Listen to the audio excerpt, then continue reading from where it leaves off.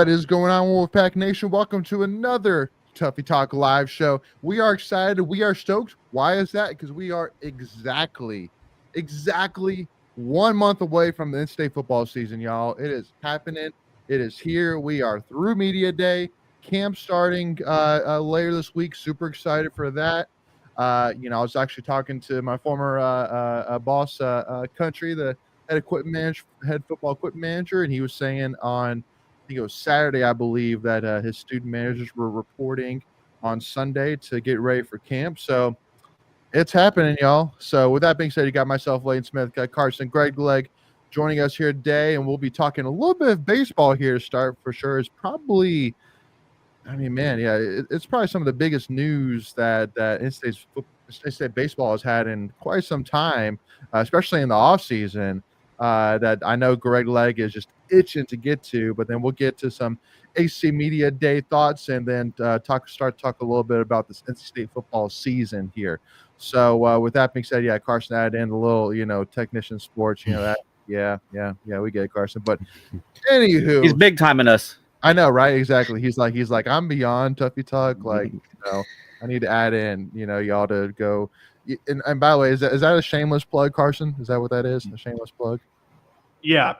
Technician's website is new, so we're just doing figured to do some more branding. General. All right. Does the technician have my Venmo information? For that last year. Actually, I think we should be paying them, right? Because we're kind of like leasing him out, I guess. Hey man. Out. Hey, He's moonlighting. He's moonlighting with us. Carson's a freelancer, all right? There we go. Freelance. That's even better. Yeah, use the proper terminology. Yeah, no. In fact, I was so serious about bringing Carson. I made sure to pay him the same amount I paid you, Greg. So if that goes, say something. I mean, Well, I definitely need to renegotiate mine then. So, hey man, now with no more jumping over the wall. I mean, So, my name, image, and likeness is kind of going down in these years following that nonsense. Yeah. So, with that being said, Greg, obviously, I kind of served on a plate there. I know there were some rumors about two big gets in the portal for NC State baseball. So I want to kind of ask you, because I kind of went a step further and said this is probably some of the biggest transfer portal get that Elliot Avent's had in some time. What's your kind of thoughts on that statement? But I mean, I'm sitting here trying to think through my head of somebody that's, two guys particularly that have been bigger in terms of, could be immediate impact for next season. Yeah, I think this would probably rival Garrett Pennington and Alex Makaravich just because of what Dalton. First off, let's share I was who gonna say. is coming. Yeah. Yep. So Dalton Bargo out of Tennessee. He's from Omaha, Nebraska, and he started his career at Missouri and then spent the last 2 years, including winning a national championship with the Tennessee Volunteers. So a really good bat, and we'll get into some of his vitals and statistics here in a second. And then you also brought in Andrew Wiggins, a prospect from Indiana, who is a incoming junior. Obviously, both of those guys will be draft eligible, along with the Morris, Morrison? It's been a long day. I've been on the road. Yeah. But all three of those guys will be draft eligible after this season. So we don't know how long we'll have them, but we'll be thankful for what they can bring potentially to the Pac-9. Yeah. Well, and obviously too as well. I mean, because I think that not only can we talk about just from a prospect perspective, like on paper, how big it is, but I mean, Carson, I want to kind of get your thought. But I mean, like in terms of needs, I mean, you think about again, what was one of the biggest needs that in-state baseball had for next season?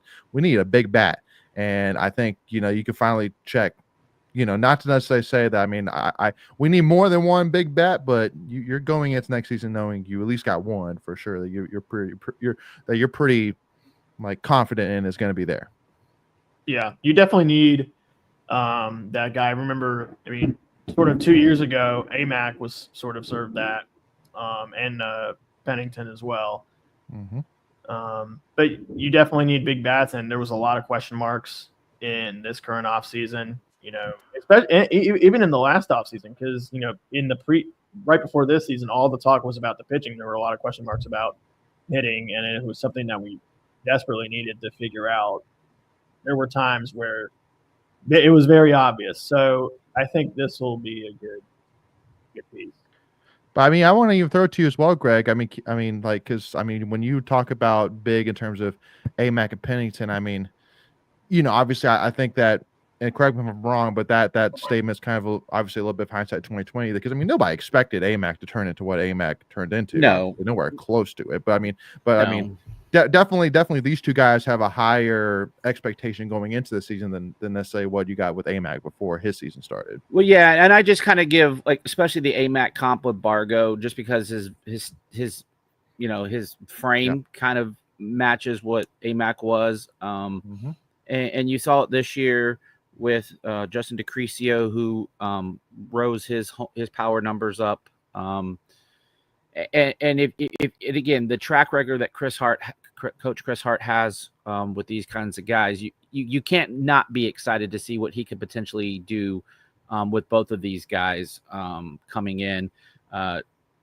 Bargo is a guy that's hit 25 home runs over his 3 years, but he did hit 14 this year in the SEC. He's around a 270, 275 hitter for his career. I think he hit 273, but in SEC play, he was over 300. Wow. So he actually did better, overall in conference. If I had probably one thing negative to say about him, his strikeout rate's kind of high. But again, the way Coach Hart works with guys, he could probably help them work on that. His strikeout rate was like around 26, 27%. Wow. But again, if he's going to hit around 275, 280, something like that with, 15 to 20 home runs potentially, you're willing to sacrifice, a little bit of strikeouts. Definitely. Yeah, he did struggle a little bit towards the end of the season, but again, all ball players, do those types of things. But man, you cannot be more excited, especially, when you lost a bat like Alex Sosa, that was, I think he had like 10 home runs last year, I believe. So you had to go figure out this is a team that didn't hit a lot of home runs to begin with. And so you're trying to figure out how are you going to replace some of those power numbers. And I think, this is a good start. And I think, you're going to get, Novi some more at bats. You've seen some pop from Chris McHugh in the Cape League this summer. And now you're starting to see, okay, this is starting to come together. I think we have 2 more scholarship, maybe 3 more scholarship positions because the roster limits are 34 this year. I would assume if you're going to use those last couple of scholarship or roster spots up, I would assume it's going to be some pitching. Just some depth pitching. You can never have too much pitching. No. But it's going to be interesting to see how this plays out. And the last thing I'll say is you're going to see a complete different left side of the infield and outfield. Short, third, and left field are all going to be up for grabs. And all of these guys that we brought in play multiple positions. And I think that's great if if someone struggles and doesn't kind of meet expectations, or you take an injury. Bargo played 3 positions last year, left, third, and even caught a couple of games. So he gives you a lot of flexibility. Wiggins has got tremendous speed, a lot of upside. This is a guy that was the 34th prospect in perfect game a couple of years ago when he came in. He was even ranked in the top 200 for the draft that year. So again, this guy has a lot of potential to be a day one kind of guy, a lot of speed. Needs to be a little bit more aggressive at the plate. Does take a lot of walks, but he, kind of the knock on him is, he's too selective at the plate, and you kind of want to open him up a little bit. But again, there's a lot of things that you like about these 2 moves that makes your team very versatile, and it gives you I think we're back.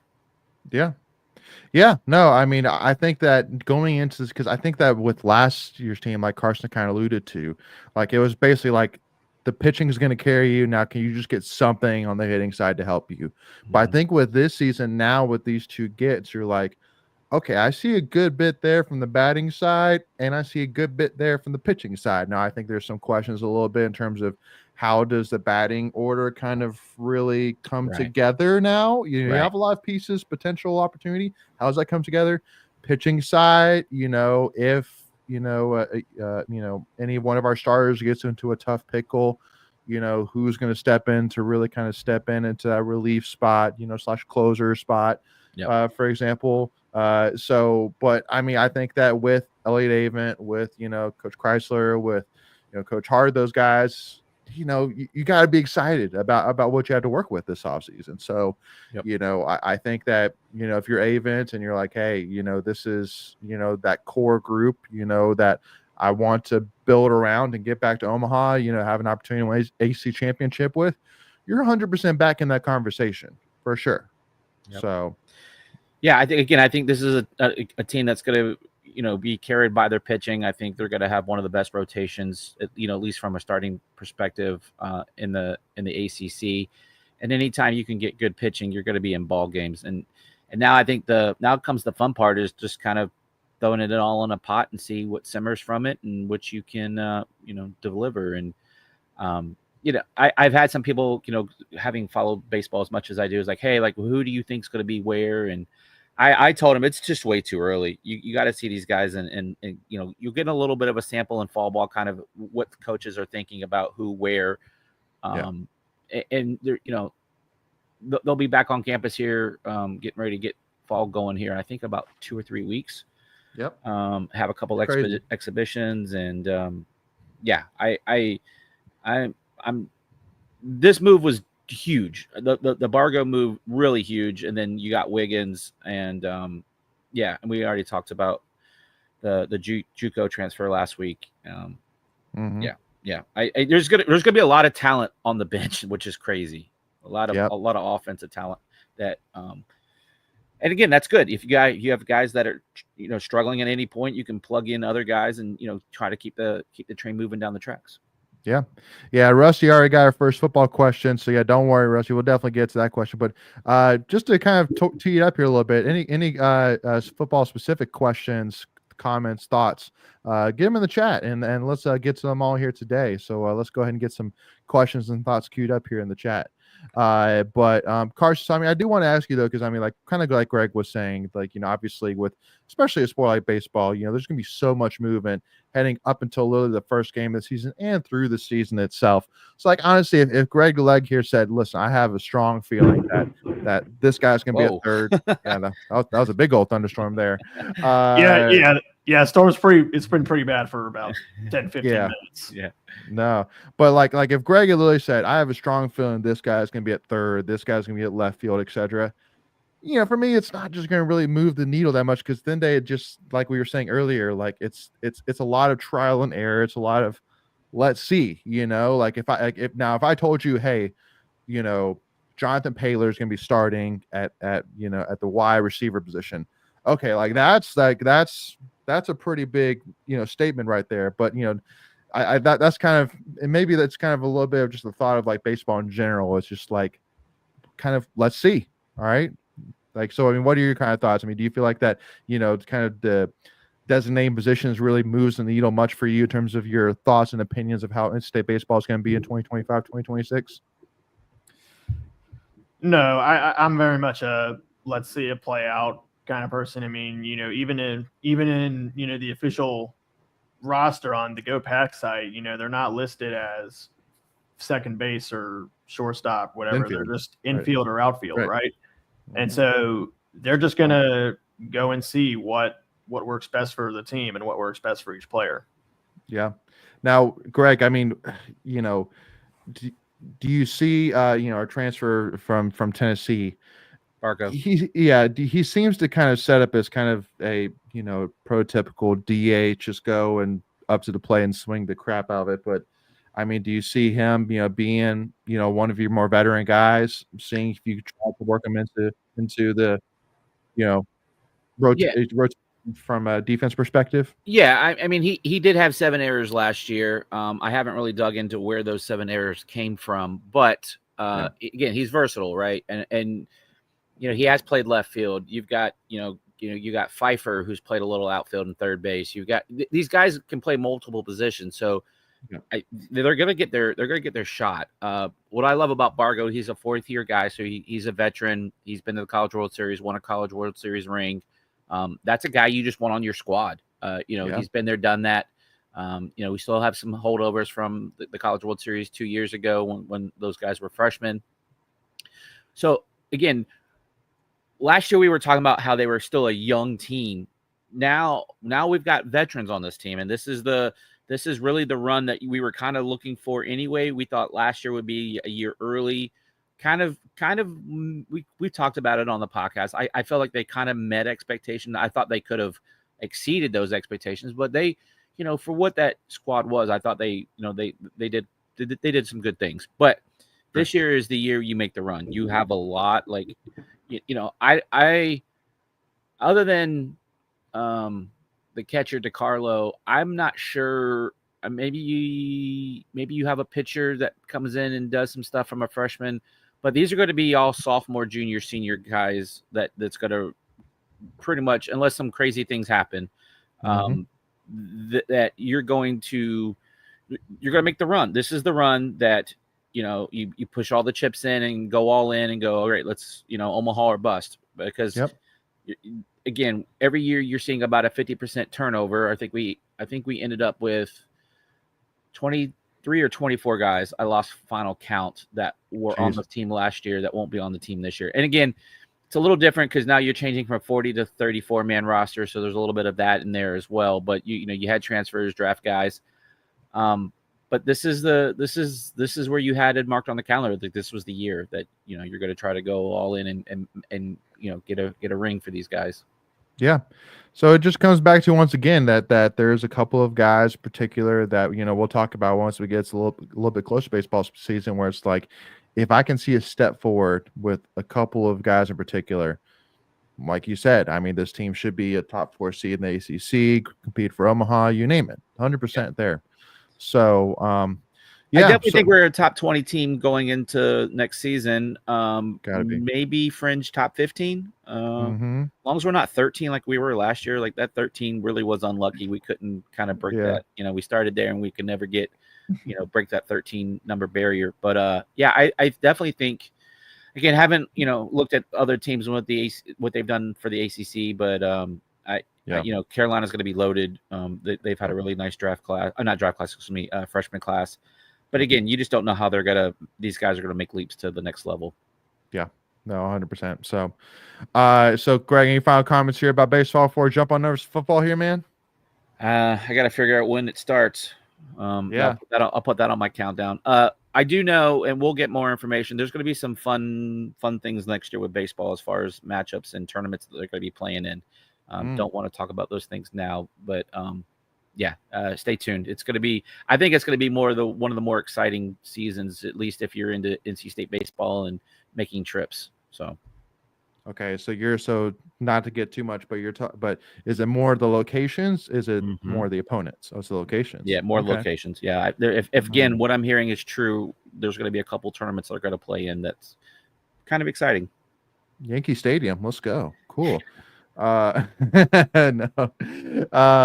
So cool. I love that. Well, with that being said, I want to jump on over to some football conversations here, but specifically, I want to start off on a side note. As Carson, I want to get your thoughts. But about 5-6 hours ago, just got a Twitter notification saying that the Seahawks are signing rookie DK Kaufman, former NC State defensive back and specialist, special teams kick returner. But he's not going to be playing defensive back. He's actually going to be playing running back, and he'll be factoring into the kick return battle. So, last year DK had 469 kick return yards during his time at NC State, averaging 31.3 yards per kick return. But a lot of this comes from Kenny McIntosh, third string running back for Seahawks, went down with more likely a knee injury of some sort. So, I don't know. I mean, like, Carson, what are your thoughts there, man? I mean, going in at running back, getting signed to the roster, it's. I mean, I love it. Just definitely was not what I was expecting on my bingo card. DK going to running back. Well, he knows how to make big plays while running the ball, even if it's not that position. So yeah, if he fits the system, why not? Yeah. Well, and he's a bulk dude too, man. I mean, he's got the speed, but he can truck you as well. So, yeah, I mean, I'm definitely not shocked by it for sure. Now, I don't know if I'll get him in the 16th round of my fantasy football league or anything like that, but we'll see. But Greg, what are your initial thoughts? Did you have to kind of double take a little bit, seeing running back instead of defensive back at all? He gets to play with Drake Thomas. That's true. Drake. Yep. Yeah. I love it. Yep. Yeah. I'm shameless plug. I'm Facebook friends with his mom, and we had him at the tailgate a couple times last year, and just it warmed my heart to see that her message on Facebook. And when you're an undrafted guy, you gotta you kind of have to be a Swiss Army knife and do a lot of different things to kind of draw the eye of the coaching staff. And I have no doubt that he's like whatever it takes to be in the league, and he's got the ability to play 2 or 3 different types of positions, because he's just an athlete. He demonstrated that on multiple occasions last year. He was electric the couple of times that I think at least 2 or 3 times he was like one tackle away from breaking something big. And he's got good hands. I'm excited for him. I really hope that he sticks. Just a really good dude all around, and just kind of gave everything he had at State, even if it was just 1 year. Yeah. Hey, listen, I'm all for adding a name to the list of the Pac Pros. Absolutely. So, I love it. And especially, too, as well, I mean, for a leader like that as well. So, definitely, the Seahawks are, definitely doing something right, having Drake Thomas and DK Kaufman on the roster. Because if you think of, some of the most impactful leaders that you've heard in recent memory and state football, those are 2 guys are definitely on that list for sure. So, I think it's going to be a very strong locker room that should add a very strong leader. So, and look, all these guys want is an opportunity, right? And look, if you get the opportunity, then it's on you to cash in and do your thing and give the coaches a reason to not cut you. Yeah. No, I definitely kind of look at DK as kind of like this is not the same story or whatever, but kind of like the Vince Papale kind of look, where it's like, I see something in you for sure. I'm going to give you a shot. Now go prove me right. That's basically what this signifies. Especially, he's not the biggest guy. I mean, let's be real. I mean, he's got a good frame, but he doesn't have like the height and some of the things, the intangible or the tangible things that make the 4.3 speed. Right. Yeah. He's just a dude that's got to give you everything. And again, I think he's just like a great human being. He's a great leader. Will do whatever is asked of him, and he's just a grinder. I mean, that's probably the best way to call him. He's going to be a grinder. Most likely won't be a household name, even if he makes the Seahawks. But just a dude that you want on your squad. Yeah. No, it's something that, that a coach wants to build around, with the guys like that in the locker room. So, yeah, no, I mean, definitely wasn't surprised to see that he got signed. Just was surprised when I saw RB instead of DB. It was like, oh, yeah, okay, all right, cool. So, but just like I said, I can wrap my head around it. Yeah, I just think that he can, he had he has good hands. I don't remember how many interceptions. I think he had like 2 or 3 interceptions last year. I remember at least 2. Yeah. Did he return one of them? I felt like he returned one or almost got to the end zone. He did get one, I think, right? Morsell? Yes, Morsell. I think. Yeah. Yeah, I can't 100% remember. Maybe it's but yeah. Yeah, I just, again, good speed, not going to overwhelm you, but just kind of sneaky, shifty. Yeah, no, absolutely. So huge shout out DK. So excited for him for sure. And even though he only spent 1 year at NC State, definitely left him impact, and NC State fans will definitely remember it for sure. So that being said, I want to jump to the juice of the day for sure, which I love here for sure. And Rusty kind of hinted to that right here, saying, football, let's go. Would love to hear y'all's opinions on Doeren's recent comments about ECU. So for those who are unaware, back 4 days ago, for Media Day, NC State football coach Dave Doeren said, and I quote, "I don't just want to win that game. I want to beat the shiznit out of that team." And he didn't say shiznit out of that team when talking about ECU playing ECU. I want to beat the shih tzu out of them. I want to beat the shih tzu out of them. Talking about ECU on playing them on August 28th at Carter Finley Stadium. So Carson, I mean, I kind of look at this 2 ways, which is one, I expect it.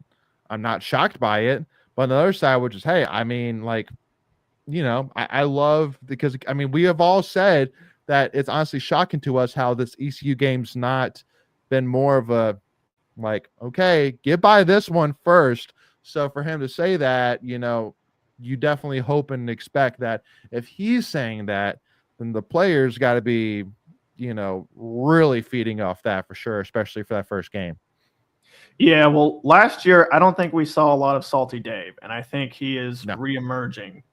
Yes. I think he's reemerging, and when Salty Dave is here, the players are very much going to feed off of that. And so the fans. Salty Dave is the best Dave. 1,000%, 1,000,000%. Yeah, absolutely. Yeah, I don't think he was saying anything about I want to beat the Shih Tzu out of Western Carolina before the season, So love that. But yeah, I mean, so Greg, I mean, do you kind of go ahead. You're kind of probably gonna say what? No, sorry. That was my stuff was on my Shih Tzu was on silence, but it wasn't. And let's put a little context to it. It allegedly, if you take Coach Doeren at his word, that comment wasn't necessarily directed at ECU, as he said. It was more directed at his players in his locker room, because he didn't like the way that they finished the game and how he was embarrassed for himself and for his players, the way they acted at that game. So that's kind of the context to that.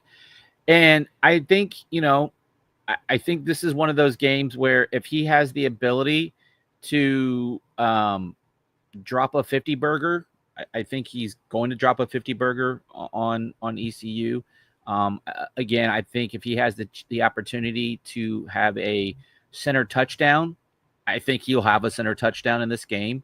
And I feel like that's a little different, right? I've never felt, other than when we did the Bradbury touchdown game in, what was it, 2018? What was it? 18. Yeah, because it was been that long. Year. Oh, geez, we're getting old. But I think if he has the ability to do those things, I think he won't even blink an eye at it. And I think he just wants to set a tone, especially with it being the way the game ended last year. This being your first game, and then how he struggled at Greenville a couple years ago. Yep. He wants to say, you got us last year. We didn't have our full squad of guys. Like we had, Devin Van didn't play in that game, and a couple of other guys didn't play in the game. Mm-hmm. You won, congrats, but now we're playing with a full deck of cards and have my wrath, if you will. Yeah. Yeah. No, I mean, like, love it for sure. And hey, obviously all the ECU people are laughing at it, which saying, oh, we're their Super Bowl, and I'm like, are you sure it's not the other way around? Other way. Yeah, so exactly. Like, come on. Well, that was part of the problem, right? I think Yeah. to the point that I think you're kind of moving towards. Right. We didn't take it seriously enough, and give them credit, they did. And so he's like, that shit's new, ain't gonna fly no more. Yeah. No, I kind of look at it as like, this is like the little brother syndrome, where it's like, when the little brother first starts playing the sports and you're going against the older brother, and the mom's like, take it easy on him, and you let him get a couple shots, and the little brother's like, yeah, I'm better than you, like I can beat you, and you're like, okay, all right, time to put you in your place, so yeah. And of course, they asked the ECU coach at their media day, if he had any pushback comments, and the coach, and respectfully, didn't say anything back, or whatever, hey, listen, I hope he did. I would love it. Go ahead, please, say whatever you want. I would love to hear it, but, but again, ECU football, yes, we haven't won anything in a while. Completely get that for sure, but y'all haven't even been relevant since the coach was around that you chased out of town. So I don't even know if it's on the same, like, I don't know when the tweet came out, but maybe it was last week, maybe it was the week before, that one of their fan accounts posted like the record since like 2015 in baseball. Did you see this one? Oh yeah. They lead of all the Carolina schools. So the most North wins. Carolina. Yeah. But again, the consistency. And I said, yeah, consistently not going to Omaha. Like who gives a crap how many wins you win, like how many games you win? It's about the end goal. Especially when most of those wins are against Tulane and Southern Miss. Sure, yeah. AAA games, right? Or just I'm sorry, not AAC anymore, just the American Conference. Remember, we went through that drill last week. But yeah, exactly. Like the level of competition is not the same. It's apples and oranges. Again, you've been good. That's fine, but it's not the same. It's not the same. It's not the same. Well, and again, because their problem with baseball is that they are that's like their flagship program. Well, but also too, because their flagship program is looks like king during the regular season, but then once the postseason shows up, they repeat year after year after year, just no show. I mean, do we really hold on? Do we really want to brag about a baseball team that lost to a 4 seed in your own home regional? Right. Are we really going to brag about your baseball program right now? Yeah. And that same year we went to the College World Series, and then exactly. Calm down, little brother. Chillax. So I like this last comment here, though. I think it's a good point here about the bad blood. If there's a prop bet for over-unders on unnecessary roughness or unsportsmanlike conducts, I probably would take the over based off of this this comment here by Rusty. Yeah, but I mean, and T. Crow says it right here as well. Discipline is key. I mean, so the hope is that, yes, even though that prop bet of how many unsportsmanlike that may happen is over, hopefully it's because ECU is doing it because we're whooping them that bad. But And to both of those comments, you play physical, but you play to the whistle. And once the whistle happens, you back off. And again, don't put yourself, because those are the type of things, those are kind of unforced errors or bonehead mistakes that can kill drives. And that's, again, we don't know how this team's going to look because it's the first game of the season and it's really hard to gauge how it's going to play out. But you don't want to put yourself in situations where you're not getting points, you're taking points off the board. Yeah. No. So and Carson, I mean, T. Carell saying, I hope we do what Doeren says. I always expect to beat ECU badly. I mean, so this goes right to the conversation that's happened around ECU for as long as I've been alive, which is it's a lose-lose situation. If you beat them bad, you're supposed to beat them bad. If you lose to them, then oh my gosh, you lost to ECU. Yeah, and why don't we, ECU fans always saying, why don't you play us more? Because what do we get out of it? Yeah, honestly, bragging rights a little bit. Well, So what? it kind of goes to the point of what the ACC, like the ACC doesn't even want you really playing these games. Not anymore. Yeah, it just there's. I mean, go ahead, they made us delay the game against Appalachian. Yep. Right.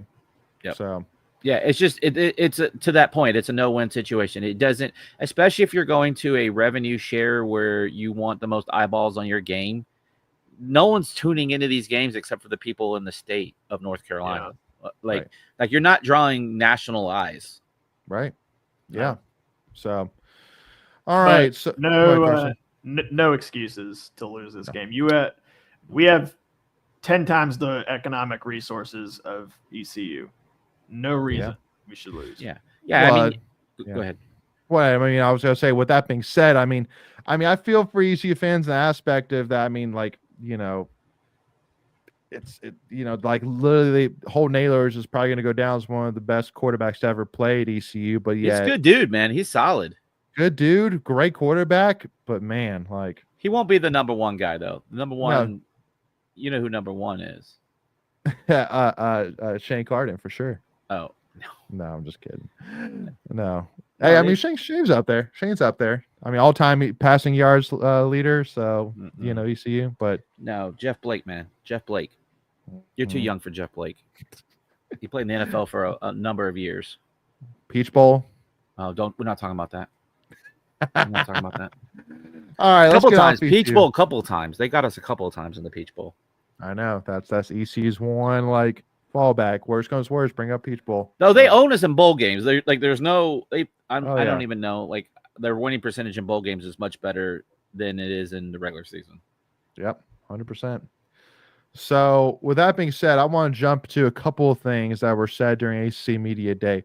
First one in particular that I got particularly excited about here, Carson, is after redshirting him this past fall, NC State has what they call a unique plan for how they want to use former 4-star wide receiver Jonathan Paylor this season. And Coach Doeren saying, we've got to be creative in ways to get him the football. Does that sound a little bit familiar to me at all? I mean, sounds like KC. That sounds like KC to me. And I mean, I've watched Jonathan Paylor with my own eyes play football, and I'm sitting here. I said the first time I watched him, which is he can do it all. And honestly, like that dude is strong. That dude is fast. That dude is shifty. So I couldn't be more bullish on Jonathan Paylor this season. I mean, like, what are your thoughts on him, Greg? Yeah, I honestly, I haven't seen him other than practice. He looks pretty good. But yeah, I guess, like if you believe what you read on social media, and again, I don't necessarily subscribe to this, is he has to get better catching the ball from what I understand. Like, sure, he's got the tools now. He just has to kind of be consistent with that. And so a couple of things. One, you have to be clever if you're going to have a certain play for Jonathan Paylor, like a jet sweep or whatever his bread and butter play is. You got to be able to run that play from different formations. So then that way, when you line up and go, okay, it's going to that guy. So we have to do a really good job if we're going to get some of these guys in. That you have to disguise the play. Whether it's with formation shifts, whatever that may look like. But again, I mean, he's a 4-star for a reason. I mean, he's not a scrub, but they former just top 100 recruit. Yeah. So you would hope that he's one of those guys that can take a leap. Had a redshirt year, just get bigger. I can't imagine him getting stronger. I know. But I think they're just looking for consistency from him at this point. And it's really hard too because we have a really good wide receiver room. Well, but that's the thing though, is that, I mean, like in high school, he played just as much, if not more, running back than he did wide receiver. So, I mean, Carson, I mean, like, obviously you feel pretty confident about your first two running backs, for sure. But I mean, do you see Paylor's being that guy that, gosh forbid, if, Smothers gets a little banged up or something like that, then maybe you see Paylor take a step up in running back touches? Yeah, absolutely. I think he's very talented, and I think he adds a lot of depth to the team overall, whether it being at wide receiver or running back. Mm-hmm. Yeah. Yeah, I mean, especially if you again, we love comparing people, but you could see him being like a Nyheim Hines type of player where he's just got great speed, great athleticism. Nyheim was a underrated pass catcher. I thought, he's really good at it, but he does, and again, just with this new offense, are we going to be creative? Right. I think that's the big thing. Like that was the one thing we heard about Robert and I's offense. It was creative, but just having listened to Coach 2J's one pack NIL kind of Zoom call, and I won't really put anything out there too much. But the one thing I will say is things will be a little bit more simplistic. Doesn't mean we don't have the players that we have to. He's not saying that we have to be simple because we don't have the players to execute. He just says, like, why make things more complicated when you can do things at a certain level or pace, right? And so we'll see what that really looks like, from all different levels on the offensive side, from the line to the wide receivers to the running back to the quarterback. But look, one thing I will say about that Zoom call, that man is a national treasure and we must protect him at all costs. Like that dude, every time I listen to him, I was like, man, if I only had a little bit of athleticism in my body, I would have been like, that's a coach that I would love to play for. Like he's just stoked. Every question that he was asked, he answered it with enthusiasm. Like it wasn't a burden for him to be there. He was just jazzed to talk ball. Like I feel like he's a guy that would, if you went fishing with him, and you're like, tell me about your backlight. He's like, no, let's talk ball. Like, I just feel like he would be that kind of guy. Yeah. No, well, it kind of reminds me of, I'm blanking on his name, when Doeren first came to NC State, the defensive line coach, Nielsen. Ryan Nielsen. Yeah. He reminds me a lot of Nielsen where, because Nielsen, even at the time, was a guy I'm like, I just don't see this guy ever being anything besides a defensive line coach just because of how much passion he brings to that position, like how much he loves being a defensive line coach. Same thing with 2J. It's like, I couldn't imagine, I just couldn't imagine if he was offered offensive coordinator position. Like, I love it too much. It's great. An offensive line room is definitely a fraternity within itself for sure. Like they're just different. They're different human beings. They think differently. They live differently. Like there's only things that offensive linemen would understand. Simple as that, that nobody else would understand. So the last thing I'll say about the Zoom, and I won't give you his answer. But I just asked him, like, do you have a favorite drill you like running in practice? And he was like, yeah, we're like this and this. I mean, he was all into it and the kind of like just describing like what he likes and why he likes it. And, how it makes the O-line just be better for game day situations. And again, he just exudes energy and just enthusiasm, and he's just fun to listen to. I mean, and it's just cool dude. Like the way he interacts with people on Twitter, like at events, he'll come up and just say, hey, like, what's going on, brother? Kind of just totally. He's fun. He's like awesome. I mean, I could talk about him for hours. He's just really I love having him on this staff. Yeah. So Carson, ask you one final question before we move on to another topic here. But any guesses in college football 26? Who was rated as the fastest player on the state football roster for this season? On this team? Yeah, on this team. Either Wesley Grimes or Noah Rogers. Nope, neither.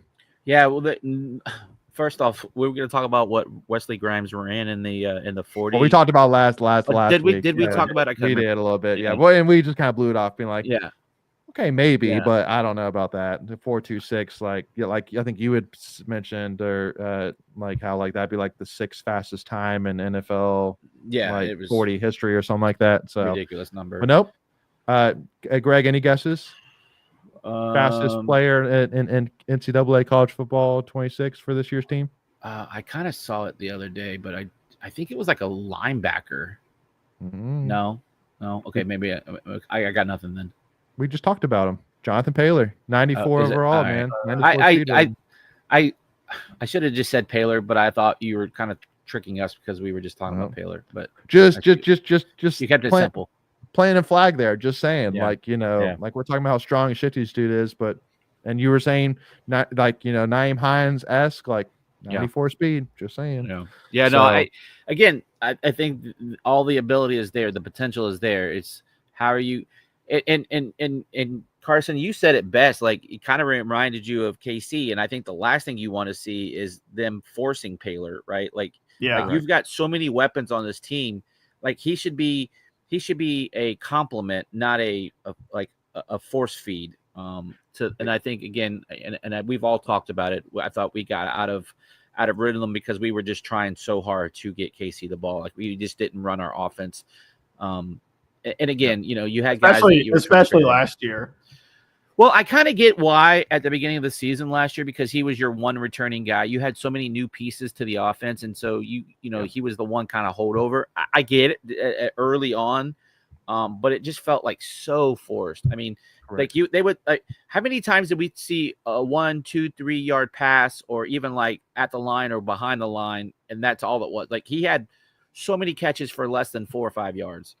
Yeah, no, I mean, definitely. I'll be honest. I've watched some of our games back last year. Oh, I'm sorry. But yeah, I've been very pick and choosing for course. sure. Because there was just some that just were like I watched the Western Carolina game back actually, just because again, I mean, just like watching like the pregame and stuff like that, and thinking about like, man, like our thoughts about that season, but like an hour before that game started, and then the game started, so the first play of the game happened, and first play of the game, and pick six. Like, oh my god, if that wasn't like, all right, like if that wasn't the omen for the season, but nope. I mean, like for me, this offense really comes down. It's a very similar in a lot of ways to last year, where I'm sitting here saying there should not be one guy that gets over 30% of the touches, of the targets, like. If you're going to make a case, Justin Jolie probably would be the guy for me that would come to mind. But I mean, Hollywood Smothers should get a lot of touches. Yeah. No Rodgers needs to finally get more involved. Like Keenan Jackson and like Terrell Anderson. Thank you. That was the name I was Wesley stumbling Grimes. On. Yeah, it's Jonathan Paylor. It's a deep. That's what I'm saying. And you got a guy like Duke Scott that can come in. Yeah, go ahead, Carson. Give him a little love. Yeah, I was about to bring up Duke Scott. There was a tweet that came out today that said by the end of the year, Duke Scott is going to be very much contending for that number 1 running back position. Yeah, we had him on. Yeah, we had him on right when he committed, and he just, a kid that if we even were to pull up that like an image or a thumbnail from that interview to look at him now, like he looks completely different. That was basically 2 years ago.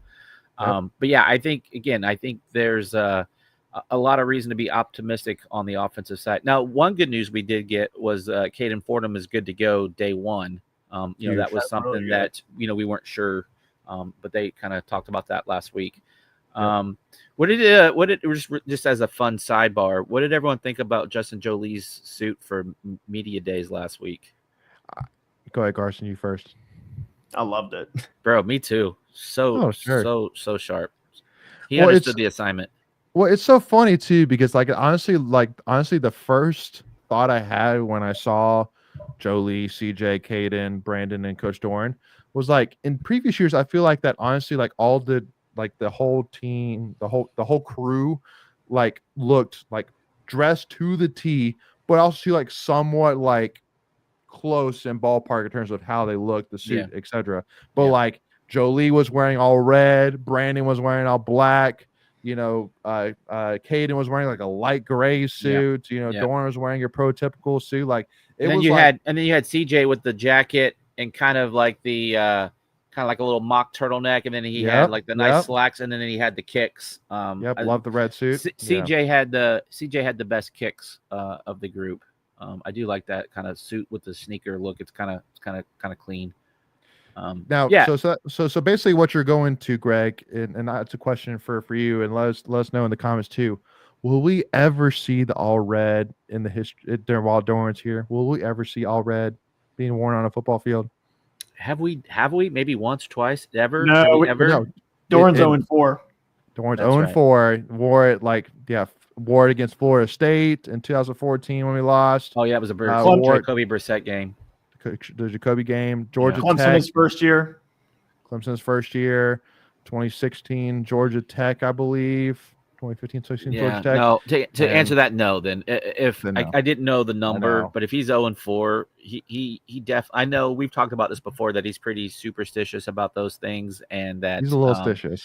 He does. I mean, the team does get to kind of vote on it, but I think he definitely has final veto powers, obviously, as the head coach. And yeah, I wouldn't be surprised if they're talking about it, and like somebody like Country comes by and goes, don't talk about the red uniforms. Like, it's not even on the table.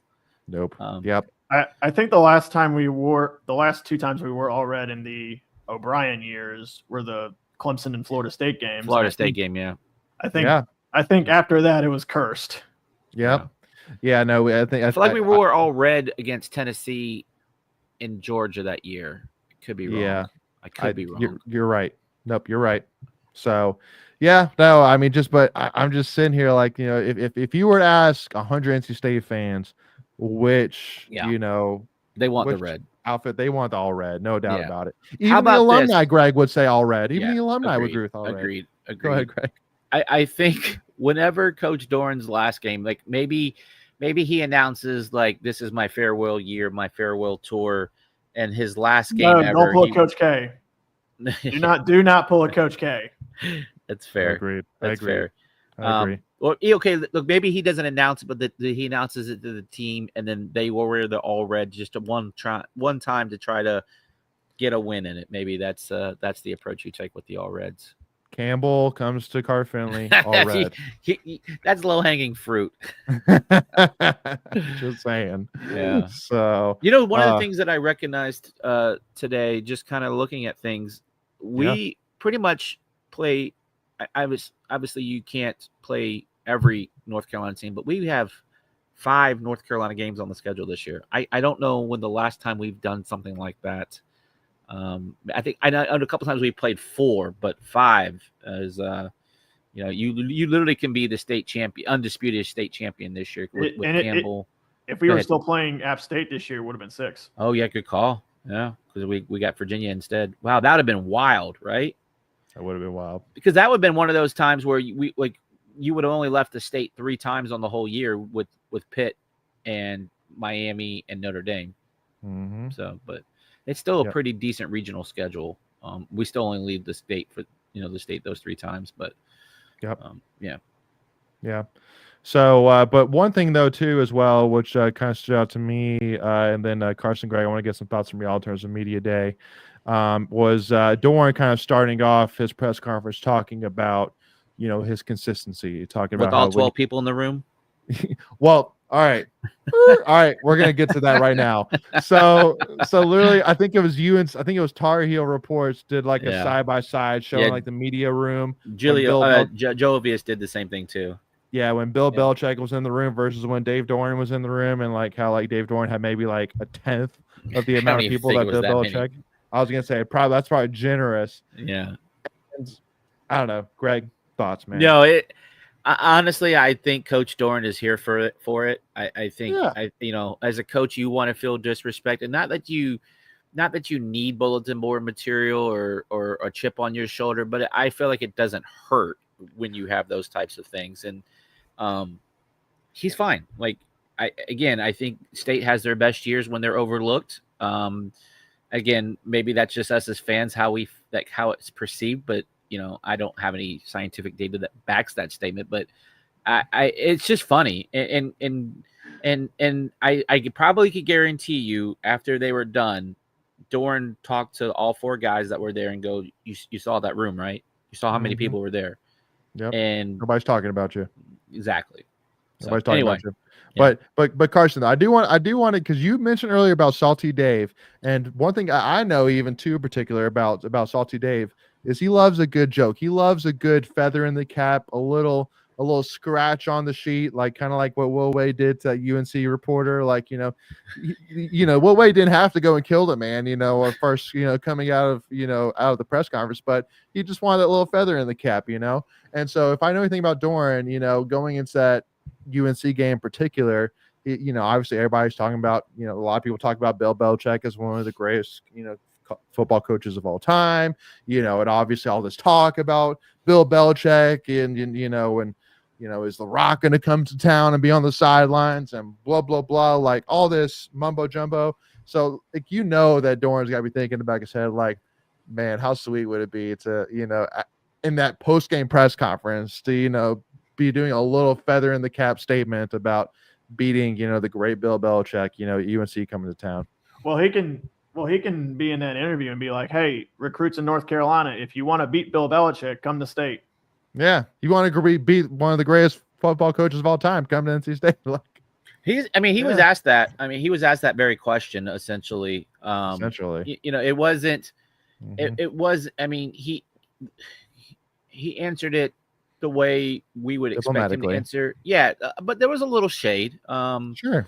But the way it's come off and the way he's always approached it is like, you always want to win your rivalry game. Like, he's not going to be apologetic for it, even if they're 4-8 or, you know, 4-7 going into the game or whatever, or if they're 10-1. Like, he's not gonna apologize for it. And I think, to your point, that's the biggest feather in his cap is like, I beat them 4 in a row and 9 of the last 11 or whatever the number is. You know, so when he does, to your point, Carson, go in some kid's house and he's talking to their parents, is like, you know, like, I get it, he's the GOAT of the NFL, but he's not the GOAT of college. Like, you know, it's a different game.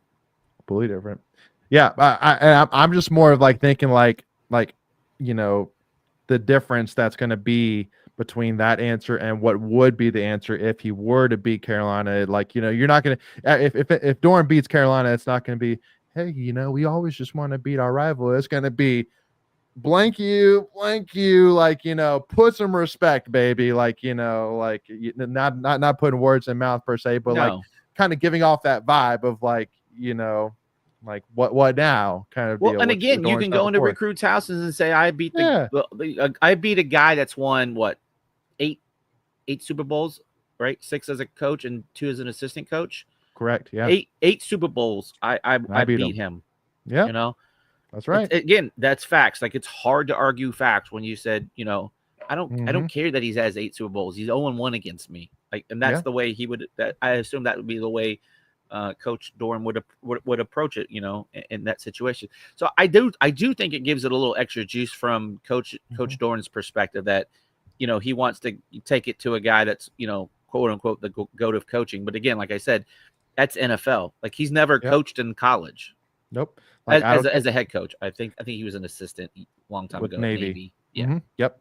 I mean, like, I don't care that Drake May is the greatest UNC football coach of UNC football quarterback of all time, and, you know, said Puck State one time he's 0-2 against us. Like, don't care.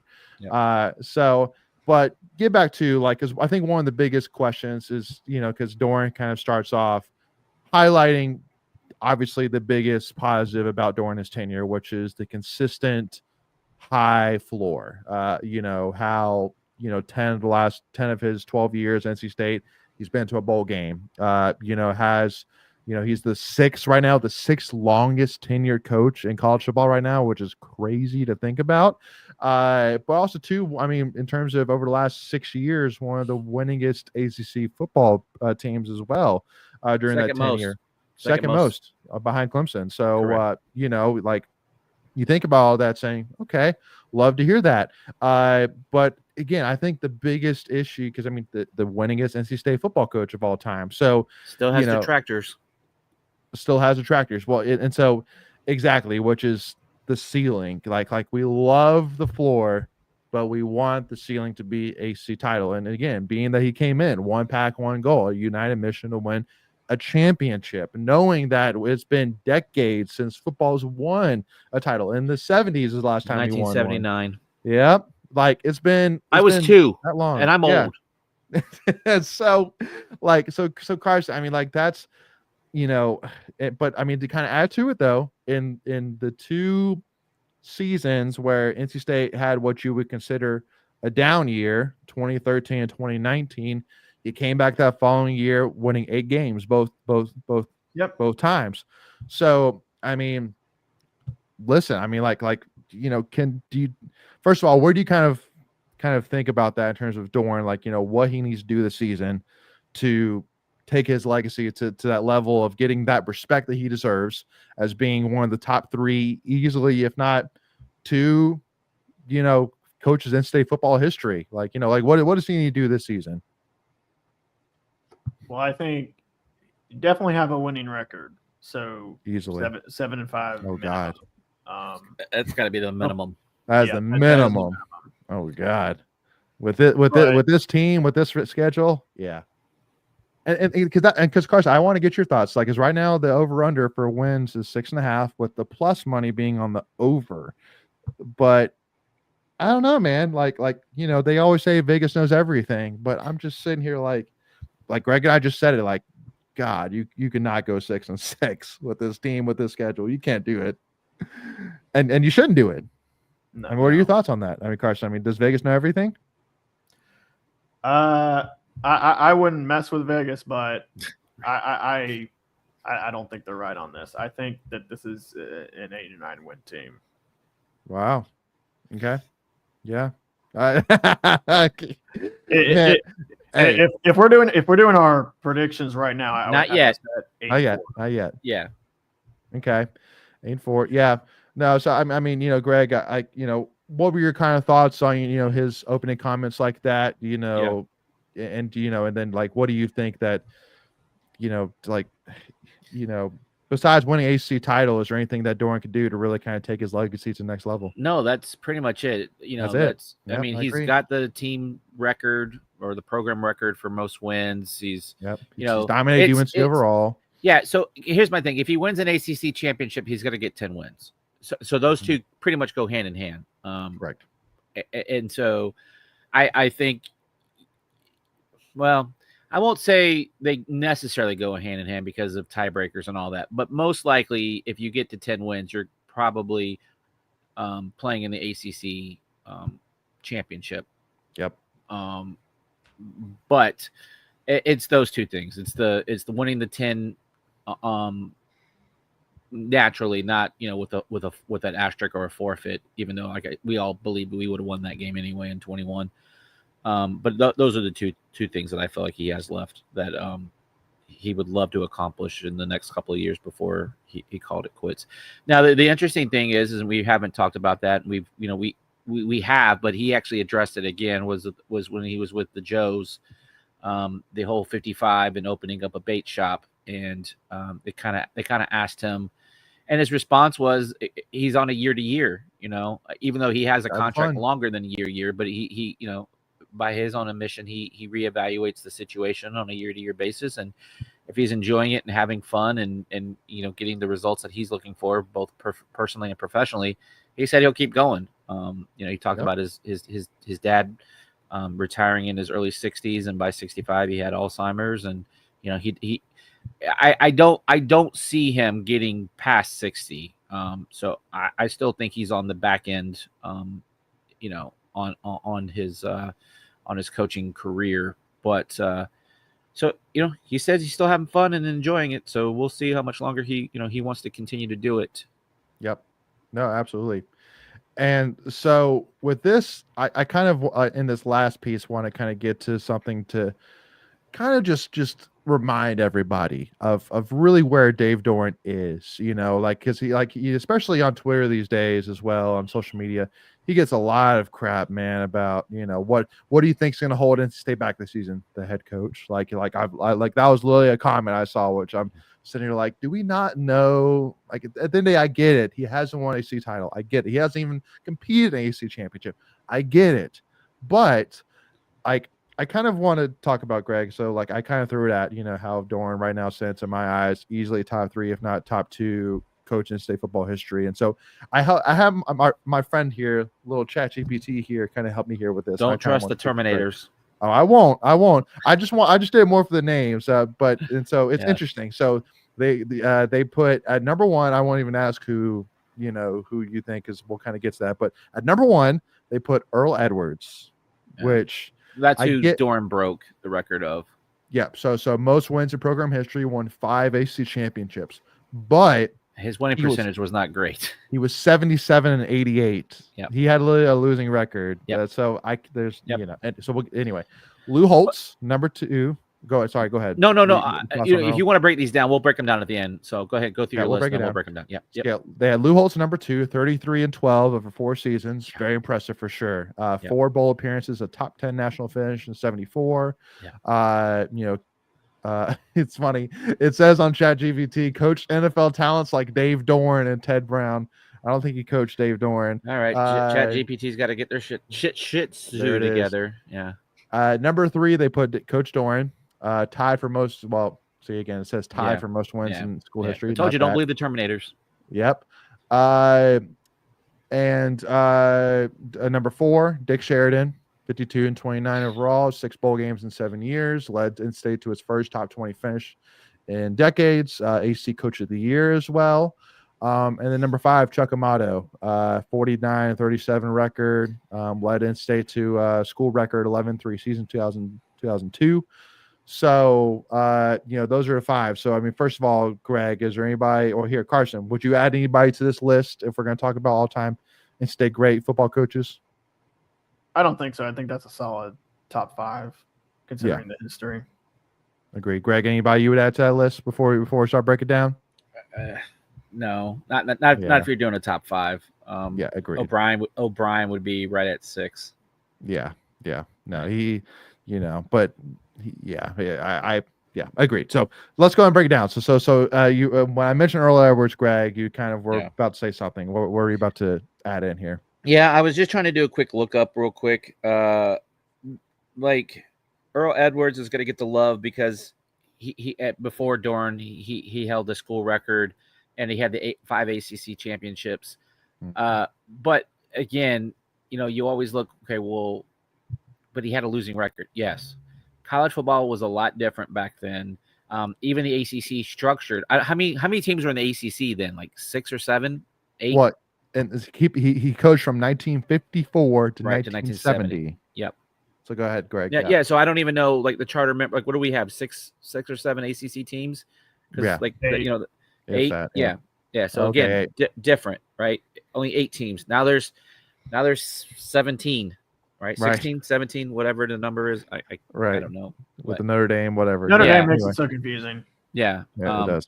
Yeah, and I never like doing public math. But so again, context matters in these things. Back when Earl Edwards coached, freshmen couldn't play, and so now freshmen. So again, just different. So that's really hard when you make these era comparisons. Yes. Lou Holtz at number 2. Yes.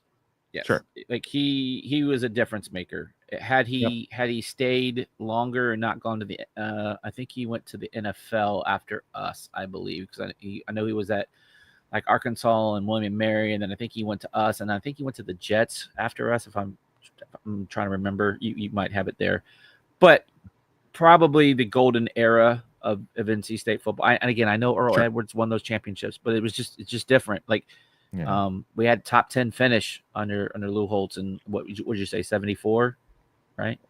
Yeah, 74. Yeah, and honestly, like we should have beat Penn State. I think we lost to Penn State that year, or that might have been the year we beat them. I can't remember. But all that being said, like Coach Doeren 3. As crazy as that is to say, I think that's right. Like I do. Again, Earl Edwards was there 20 some years, right? You said 50 to 70, right? That's 20, right? You said 50 he started? 54 to 70. 54, okay, so 16 years. But Doeren beat it in 12 last years. Right. Yeah. Now, but also here's the other thing I'm going to say too about Earl Edwards. They played less games then too, right? Well, that's what I was about to say. Yeah. Yeah. Winning percentage wise, Lou Holtz was the man. Yeah. But I mean, again, it goes to as well, like, cause like with Coach Doeren is, he wasn't there wasn't one player or even one group of players that really defined his legacy, because that's the problem with Chuck Amato, that if you ever were to talk to him about being all-time great, it's like yes, there's no doubt he's one of the most, like, if you think of like what is the first NC State football coach you can think of? Most NC State fans are gonna say Chuck Amato. Like he is just the go-to name you think of. Loved NC State through and through. Some of the best times, like you talk about the golden era, like those Rivers years, man. Like he were revitalized great, the program because O'Kane kind of ran it down after Sheridan. Yes. You don't have the current configuration of Carter Finley without Chuck Amato. Like correct. Vaughn Towers or whatever it's called now, whatever Tower Bank. Town Bank. I don't know. Town Bank Center. You don't have that without Chuck Amato and Phillip Rivers. Oh yeah, no, NC State's not what it is today without Phillip Rivers for sure. Yeah. I mean, they're kind of a package, right? When you think of Chuck Amato, you think Phillip Rivers and vice versa. So they all have their different marks of what they mean and bring to the program. Yeah. So, but here's my thing though too is the fact that Doeren being the all-time leader in terms of wins, his record against Carolina, I mean, obviously that's got French State all-time greatness that has to be considered. Having consistency in terms of 4 or 5 straight years of at least 8 wins, like that has to be considered as well for sure. But also the fact that you think about one of the most dominant offenses in state history during that 2017 year with Kelvin Harmon, Jay Sam, Naheem, Ryan Finley, that offensive line, like, oh my gosh. And then, obviously the years we're talking here, I mean, like, so in my opinion, I couldn't see him lower than 3. I love Earl Edwards. I get it, Greg. And for sure it might seem disrespectful. For me, it's Lou Holtz, Doeren, Sheridan. Yeah, I don't think you're wrong in this, right? Sure. But if Doeren gets an ACC championship, he at minimum he gets bumped to 2. I don't see how he wouldn't be 1, honestly. In today's era, winning ACC championship. No, and I'm okay with that too. Like again, I said at a minimum 2. I didn't say he couldn't be 1. I'm just saying at the minimum he's no lower than 2. Like right, get the heck out of here. And honestly, that's really the only thing that's holding him back is an ACC championship to be legitimately considered the greatest. So let me ask you this, and Carson, we'll start with you because I want to get your thoughts first. Yep. If Dave Doeren doesn't win an ACC championship game, or make an ACC championship or make a CFP or whatever, what would be his legacy to you? That's probably the better way to say it. Yeah, that's a good question. It's a tough question. I think first off, his consistency would probably be the big indicator. Just because consistent bowl appearances. Even though we didn't really, he at this point in his career, he's not taken that next step at NC State, but he's had us consistently, top 4 in the conference, 8, 9 win seasons. It's just the matter is not many like wins in big games. Exactly. We talked about how he's fared against top 25, top 10 teams, but again, like those teams are at those positions for a reason. Like that's not going to be a cakewalk kind of game. And so I think that's really, when people want to point the finger of what he's not done, that's where they go to those 2 things. Maybe 3. Hasn't won 10 games. Hasn't won the big game. Hasn't made it or won an ACC championship game. They forget about all the other stuff he's done, all the players he's put in the NFL, holding the school record for wins. And again, I'm not trying to carry the water for the man, but you do got to put a little bit of respect on his name. At the end of the day, ran a clean program, put guys in the NFL. The philanthropy he and his wife Sarah have done for not only the school but the community. Like Absolutely. Those things, you have to look at the full body, not just what he's done on the field. I mean, really, for me, first of all, the biggest thing I love about Doeren the most, I think, compared to any coach that we're talking about here, is I think, is NC State the most in terms of like how he presents himself, what he likes, what he loves, like he gets it. Like he gets it. He is NC State, you know. Now nobody loved NC State more than Chuck Amato, but there's a difference, you know. Like, you know, you were probably never gonna see Chuck Amato wearing his cowboy boots, jeans, riding down the pickup truck, listening to country music, playing the guitar. Like, but that is Doeren, like, and that is totally NC State. So but for me, really for Doeren, it'd be two things in terms of legacy. One, I think that from a hype perspective, consistently for State fans. I mean, having how many years in a row of selling out tickets? Yeah, I was just thinking that same super thing too. early. Yeah, like in-state fans are but, so. By the way, but finish this statement, and then I want to come back to something.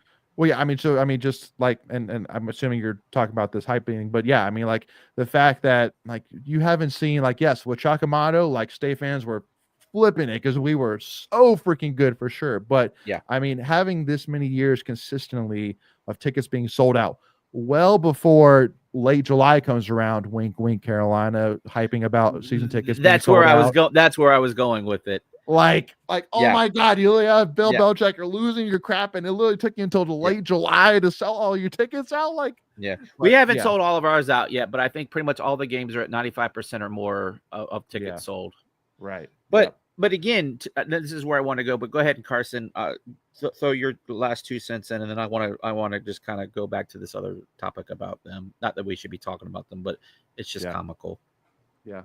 So wait, what about? Well, I think you're sorry, but for me, I think you were meaning me with my two, right? Yeah. Where you mean throw back to me? Yeah. But then the second thing, so besides the consistency about fans being excited, the second biggest thing as well is I think setting yourself as the premier football program in the state of North Carolina. Yeah. That's the other big thing I would say. And I mean, I don't think you can really argue that. I mean, again, we've dominated Carolina. Yes, Duke is, like they've started to make strides for sure. But listen, if you care 100 times more about your basketball program than your football program, I can't consider you the premier football program in the state of North Carolina. Can't happen. Finally being I think that goes a lot to be said. Now, I think the negative is, I think from a national prominence standpoint, we never really broke through to that level of, getting that top 10 big win of like, we're being talked about on Sports Center, like college game, like we got close. Like we've never hosted College Game Day. We got close, but the one time that we've not with Doeren. Oh no, you're talking about Doeren. Sorry, I just thought you were talking in general. My apologies. Oh, of course, yeah. Got you. But like, we never hosted. And the one time that we were part of College Game Day, we got beat by Clemson. So, but anyway, Greg, take it over, man. I just wanted to kind of talk about can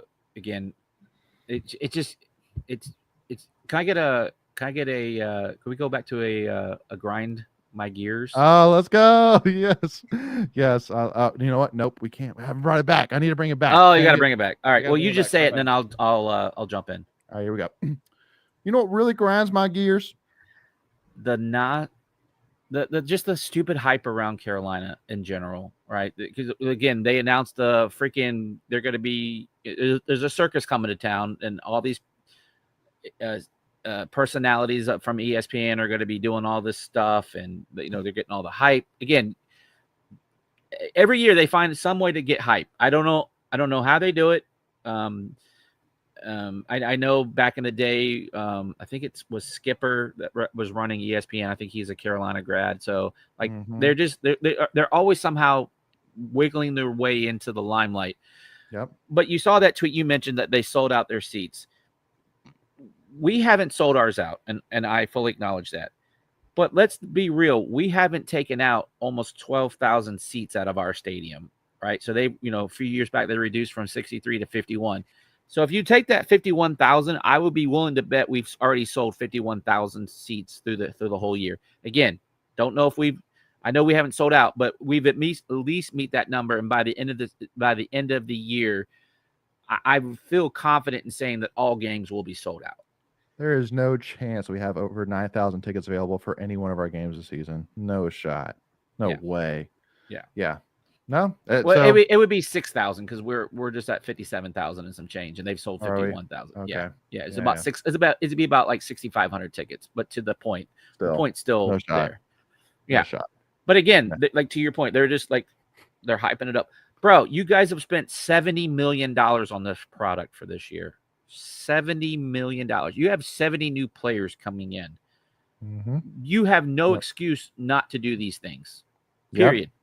But again, and Carson, I want to get your thoughts on this. Yeah, I mean, as many people as are like putting Bill Belichick on TV, I've seen actually probably more experts actually not really buying that Carolina's going to be really that great this season, more than people that have said they're going to be good this season.